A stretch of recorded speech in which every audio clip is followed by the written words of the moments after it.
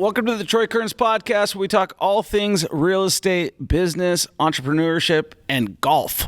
Today I've got Alejandra Barnard, and she goes by Golfmami. Mommy. Golfmami. We need to work on your Spanish. Yes, sí, necesito. And she regaled us. We're at the Millionaire Mentorship Mastermind in Vegas at the Orleans Hotel and Casino, and I want to get to know you a little bit more on this podcast. So I did hear your story, but I'd like to tell it to everybody who's listening right now. Tell us about who you are, where you came from, and why you just shot a 69. Because it's easy. Yeah. So I've been playing golf for now 11 years. I'm going to be turning 41 in May. So I started playing golf in 2012 at the age of 30. I didn't know anything about golf. And it was just one of those hobbies that I wanted to pick up and see if just for the heck of it. Really? And I took some lessons, and all of a sudden I became addicted very, very quickly. And from my addiction, it became into just an obsession and just a love for the game. And within 4 years, I broke 80. 7 years, I broke 72. Wow. And then this year in 2023, in January 8th, I shot 69. What day? Just kidding. It's like you remember those days. You're How like, can you? Yes. 69, man. You're going to see my swing tonight, and you're going to be like, wow, you need to switch coaches. It's a really tough game. It is tough. But I think that, like, hearing your story up there today, it sounds like that's not the toughest part of your journey. No. Like, so you came to the United States at the age of 3. You grew up where? We lived in Compton. Compton, California. Yes. And coming from Mexico, people think that Mexico's dangerous, but they haven't been to Compton, California, right? Like you were especially back in the 80s. Right. This is back when Boys in the Hood is coming out and all that stuff, NWA, everything like that is going on. So you guys basically left because of your safety. Yes, we left Compton because of our safety, yes. Wow. And so I didn't know how long you had been in Vegas. So you've been in Vegas since what year? Since 95. 95. Yes. Yeah. For a while now. Wow. Okay. 28 years. What's that? 27, 28 years, something like that. Yeah. You came here and you were telling us before you got into golf that you were a single mom raising 2 kids. 2 children. Yes, 2 girls. And you felt, I guess, racism, sexism, and were really struggling. Yes. Like, that's part of your story. Yes. So tell me a little bit more about that. Yes, so I became a mom at the age of 21. I had my first daughter at that age, and I was a single mom at that point. Left an abusive husband, and it was the best thing I could have done. Absolutely. For my daughter. Right. And then about a year and a half later, I got pregnant with my youngest daughter, and then I became single again. What, by design? No, that's how I am. I like to be single. Just kidding. Sometimes I just met your husband. I think he begs to differ. Uh-huh. So I was asking him if he was a good golfer, and he said nothing compared to you. Is what he said. No. So you were single, you were struggling, and then you told us a story kind of speaks to your competitiveness, that you became the #1 insurance salesperson. Yes. So after I had my daughter Becky, my first daughter, I went for a job interview at this insurance agency. Okay. And she was 5 months old, and I didn't have a car. Right. My car was repoed because my ex-husband had been giving my checks to his ex-wife that I didn't know he had an ex-wife. He was giving them for child support. Wow. I didn't know he had a child. So a lot of lies. The story gets more interesting. More interesting. A lot of drama. Yeah. And so I didn't have a car. I didn't have a babysitter. So I showed up to the insurance agency. I got there by bus, and I had my resume and my baby in my arms. What were you thinking though? Like, what were you thinking? Like, when I'm going to walk in here, are you thinking like, I don't have any other choice. I didn't have a choice. And when you are struggling that much and when you have a need, you don't see a problem. So at 21, I was still a business professional because I had always been working at offices and working in mortgage industry. I worked in a law office. And so I was a business professional, even at that age. So I knew that what I was doing was not the right thing by bringing my baby in. Right. But I also had a need. Right. And my need surpassed my fear of, okay, you know what? If this person thinks that I'm doing a bad thing by bringing in my child, that's his problem if he doesn't want to give me the job. But I knew that my experience spoke for itself, and I knew that I could prove myself. Right. And so I said, okay, I don't have a babysitter today, but I promise I will be here on time, and I promise that the baby's not going to be here with me when I come to work. Right. And so I just wanted you to meet him. Yes. And so I walked in the office. It was all staffed with women, and the women criticized me. And they were like, how dare she? The audacity. Right. And I just felt like, really, as women, this is how you treat a young single mom, somebody that's in need. Right. And I got the job, and I became the top insurance producer year after year. Really? How long did you work there? I worked there for 3 years. But the only reason why I only worked there for 3 years is because I ended up moving to Salt Lake City. Oh, you did? You Yeah. spent a stint there? Yes. How'd you like it just there? a couple of years. I liked it. It's nice. Yeah. Yeah. Nice place to visit. Yes. So I wanted to interrupt you in this podcast and just take a quick moment to tell you two things. Number one, we do this for free for you. I haven't made a nickel on social media at all. I'm doing this to provide you enough value. So all I'm asking for you to do is share it and give us a 5-star review. It'll totally help us out, and I really appreciate it. The other thing, if you want more free resources like our free Facebook group, it's Millionaire Mentorship Real Estate Investing on Facebook. All you got to do is join it. It's free. It doesn't cost anything, and there's lots of resources there, and we'll definitely give you those for free, no charge. Here's the other thing. If you're serious about investing in real estate and you're ready to take action, I have a program. No matter where you're at in your real estate journey, I can help you out. I don't care if you've got 5 houses, 10 houses, no houses, 100 houses. I've got something that I can share with you that's going to make you a lot of money. And if you want to become financially free and you're brand new to real estate investing, this is the absolute thing you want to do. And here's the thing. What I've learned from most of my students right now is that it's not just an investing program. It's a mindset program. We're going to change the way you think about money. If you want to start investing, make sure you schedule a call with me and my team, and let's get the ball rolling. Guess what else? If you are like, man, I don't got the time and I make tons of money, I just enjoy listening to what you're going to say, that's cool too.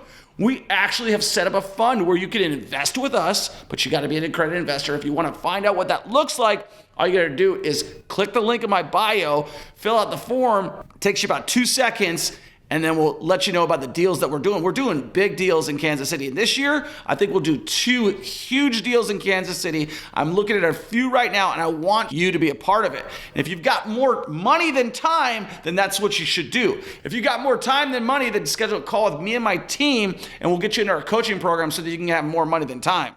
You were also talking that you did scuba diving. Yes. I did not get that bug. Yeah, I'm a master scuba diver.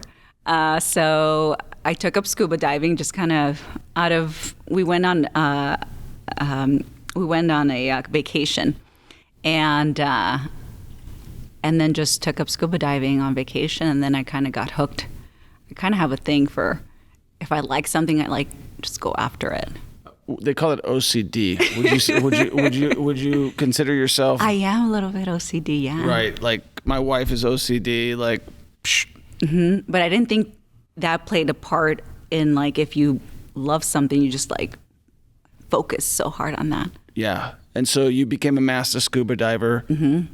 I didn't get past on that. That just it's open, advanced, open water certification, then advanced, and then master scuba diver. Yeah. There's actually one before that. Yeah, I went to the pool and I did the thing at, what is it, Sports Authority or wherever it was. Yes. They're like, we're going to go out to Lake Mead. And I got like all these headaches. And I'm like, I'm not really, I always say, is the juice worth the squeeze? Like when I was getting my pilot's license, I was like, if I die, because you got a solo, right? Like when you get your pilot's license, you got a solo. That's like, and then the guy's like, you're ready to solo. And I'm like, but not here. I'm not ready up here, and I don't think like is the juice worth the squeeze. And the same thing with scuba diving. I was like, they were like, all right, let's go to Lake Mead, and I'm getting all these headaches from doing it. I don't know if you had the same thing, but I'm like, you know, certain things in life you realize that sometimes you pass on, right? And that was one of them. But golf is something that it was so impressive to see her swing as it came across, and then like just you can tell, as you know, who's been working on the swing. Yeah. And I think at the beginning, when I first started playing golf, I thought that like some people just have the swing. Oh, totally. I totally agree with you. I saw your video up there, and I don't think your swing was that bad, to be honest with you. I don't think you paid very close attention to that. Well, wait till you see mine. So you've been working on it really tough, and now you started a business with it. And so what do you do with that business? So right now I coach. I also monetize my social media. And right now I'm working on a big project, which I don't want to say too much. Do you want to give us a hint? It's big. It's big. It's in Vegas. It's in Vegas. And it's golf related. Golf related. Yes. So we are going to Spanish Trail on Saturday or on Sunday. You're not going to be able to make it. No.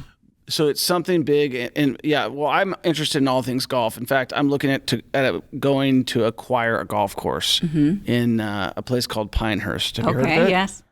Yeah, there's a golf course for sale over there. Oh, really? Yes, and because people, when they go play golf in Pinehurst, they like to play all the courses. And so there's a course there that's for sale, and it's a very inexpensive price. And as you know, with golf, real estate, they go hand in hand. A couple guys out here bought some courses and redeveloped them into real estate. So there's always that possibility. I know people don't like that who play golf, but there's multiple plays on that. So we're going to go look at that whole situation over there. What I think, and this is, and I know you go to TopGolf all the time, right? Not really. Okay. Well, I do. I have one of those $300 like all you can play memberships. I think real golfers don't go to TopGolf. I'm not a real golfer. That's a fact. I am not like, I'll be the first one to tell you. The fact that you have a membership, how much is your membership, by the way? It's $300, but it's unlimited. What, a month? Yeah. Oh, jeez, that's a lot. Well, but it's so here's the way I look at it. In Kansas City, where I'm living right now, you can't play golf in the wintertime. That's right. It's freezing. So I'm not going to get any practice in. Yeah. So for me, it's practice. I'm not a yeah. So for me, I go there at practice. The other cool thing is I can take my kids there. It's like playing video games.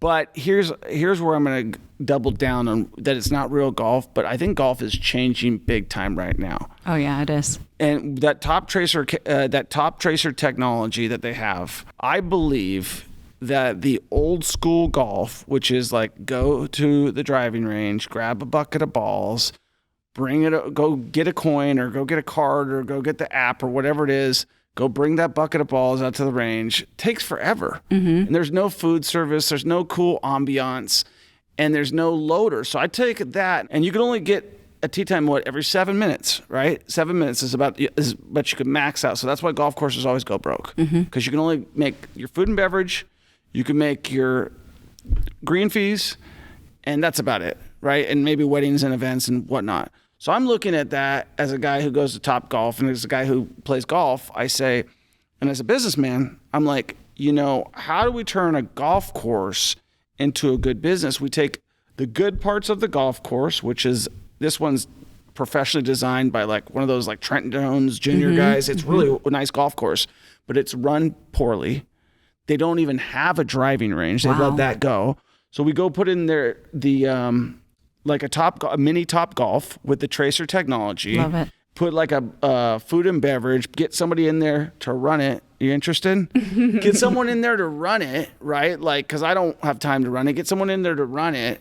and build a business into it. And so that's why I look at it. That's why I like TopGolf, because I look at TopGolf as a business and as something for people to start their love of golf. Oh, absolutely. I agree with you on that. Yeah, and it's fun, and they've got it automated.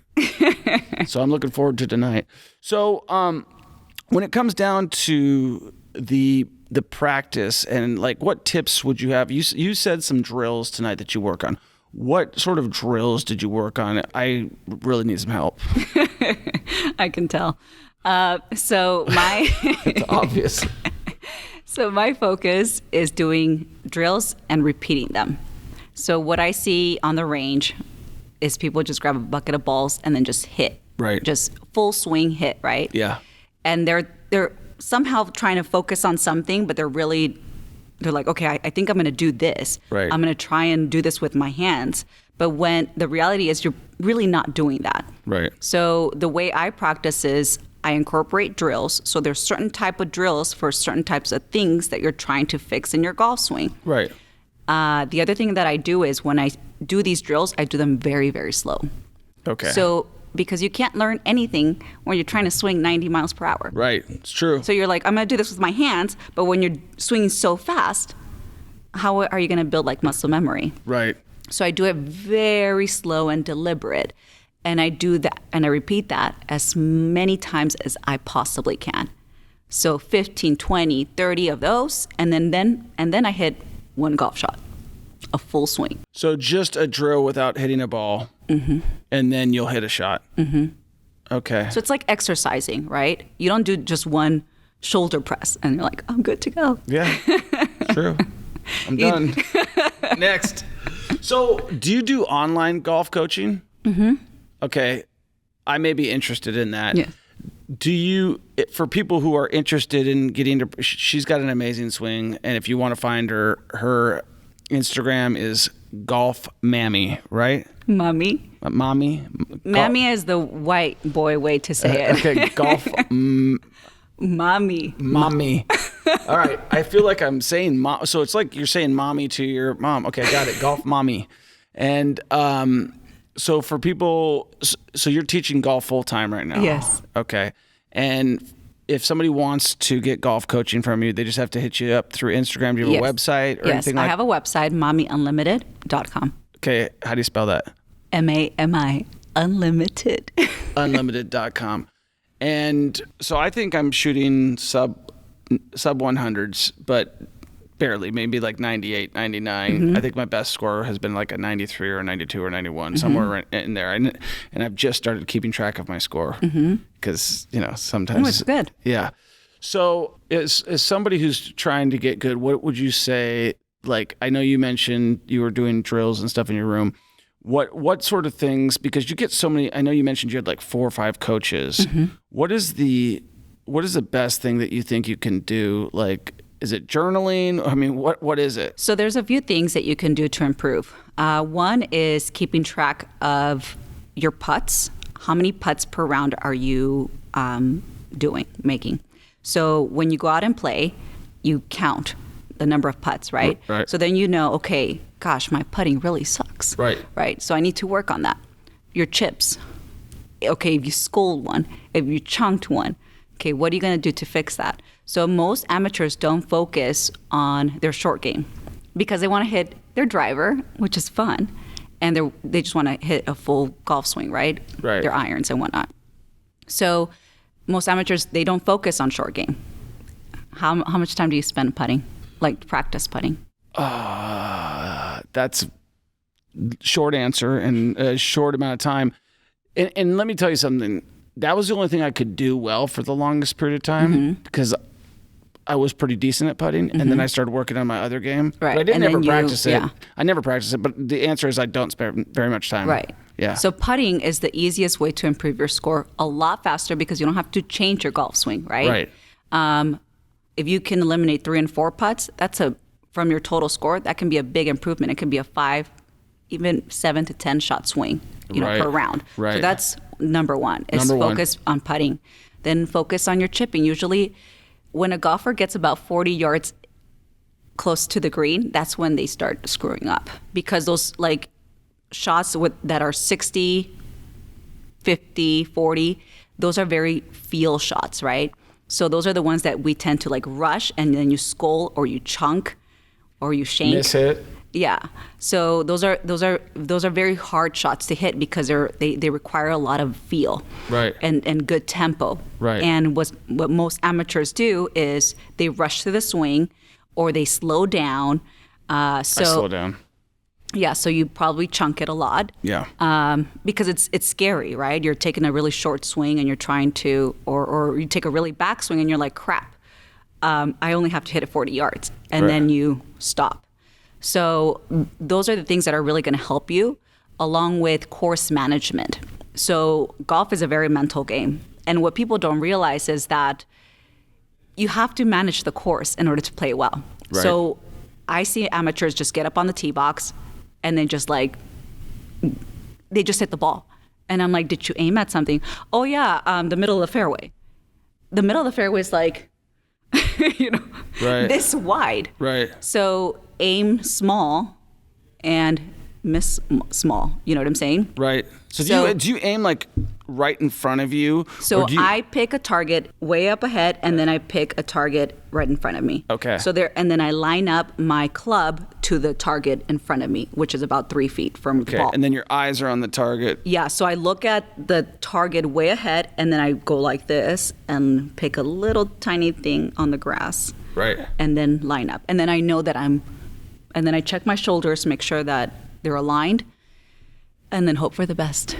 Hope for the best. Who do you follow? Who do you think has the best swing in the golf game, and who do you kind of like look up to? Well, I love Tiger Woods. Obviously, yeah, he's pretty good. Justin Rose is amazing. Nelly Cordes has one of the most beautiful golf swings. I mean, there's so many. Are you watching that Netflix show? I did watch it. Yeah, that's pretty good, right? It was very good. What do you think about Freddy Couples? Freddy's golf swing is amazing. Yeah, that's the one that sticks out to me. He's from Seattle, Washington, by the way, where I'm also from. But like, he's got such a smooth swing. So you like I'm kind of in that same stage that you talked about, probably your first year, and I think I'm a year and a half in, where I'm really obsessing with just watching everybody. Right. And things are starting to make sense to me, but I'm in frustration land too. Like I just told my girl the other day, I'm like, I'm going to take a week off. Like, because I was getting pissed. And I'm like, I'm just going to take a week off. And I felt like that was my way of saying, okay, we're stuck with where we're going together, and I need to have some different eyes on me right now. But she did get me a lot further than the other person. There's good. a lot of bad golf coaches out there. There really is. And I've experienced that myself. And, a lot of people coaches want to give a lot of knowledge. And what they do is they get you frustrated because, especially when you're a beginner golfer and you're being introduced to the sport, somebody telling you to shallow the club, and you're like, I still don't know what that means. Right? So keeping it simple is what makes people stay in the game. But when you're trying to be like this cool coach and you're like, shallow and supinate and all this crap. Word salad. Word salad. They're spitting at you. Right. And so all they do is discourage people to keep playing. Right. And I think just keeping it simple, it's what keeps people in the game and keeps them motivated to keep playing. So where do you see yourself in the next 5 to 10 years? I see myself helping more women into golf, telling my story of, success in the sport, as well as this new business venture that I'm going into. Top secret. And I'm hoping to expand and become, like a really well-known name. Yes. In golf. Yes, someone who's going to make a difference in the game. It's so interesting that you say that, and I'll kind of wrap things up, but I was looking up, for whatever reason, I was looking up like the most attractive women. I was on some Google search, and I was like, who is this person? And I go, and I'm like, she's a golfer, like the world's sexiest woman of 2022. I can't remember her name, Paige something. Yeah. And I told Eden, my wife, I'm like, you gotta get into golf. Like, I told her, I said, don't listen to me. Like, But we need to get her lessons with you, online Absolutely. lessons with you. I would love to. Yeah, she wants to do tennis. I'm like, just do golf because it'll be fun for us. Yeah, and I think once she hits her first golf shot, I'm sure she has already. Yeah. But when you have someone make really good contact, it really motivates them. She's an athlete. Yeah. Before we started dating, she was running 50 milers, and she's an athlete. So she's had probably bad instruction. And the thing is that it's really nice to have golf in common with your spouse because you can travel and you go to all these amazing destinations, which is amazing. Plus, you can play it till you're like 90 years old. Oh, absolutely. Yeah. All right, guys. Well, I really appreciate you coming to the event, coming on the show. I appreciate you sharing all of your story, your struggle, everything that you've been through. And I'm looking forward to hearing more of it. I'm looking forward to hitting some balls with you tonight. And you can give me some tips and don't laugh at me. I won't. All right, guys. We'll check in the next one. Peace. Did you ever want to invest in real estate? Did you ever want to live the life of your dreams? Did you want financial freedom? Did you want to break the generational curse? Did you want to help your parents out? Did you want to help your mom out? Maybe you work for a job that you don't like. You know, they say there's only one reason to work a job, and that's to learn, right? If you're not learning at your job, you're just going through the motions, right? We have a free Facebook group, the Millionaire Mentorship Facebook group for real estate investing. Make sure you join. The link is in the description. If you want to schedule a free call with me and my team and you actually want to start, I would suggest you do so. We have helped hundreds of people change their lives, and all they had to do was get started. They booked a call with me and my team, and they got the ball rolling. And I'm so confident that if you don't get your first or next investment property within the first 90 days, you don't pay, and I'll give you $1,000 cash. That's how confident I am. Obviously, you got to take action. You can't just do nothing and expect that to happen, but that's life. Life's all about taking action. Make sure you give this podcast a 5-star review, share it with a friend, and take action.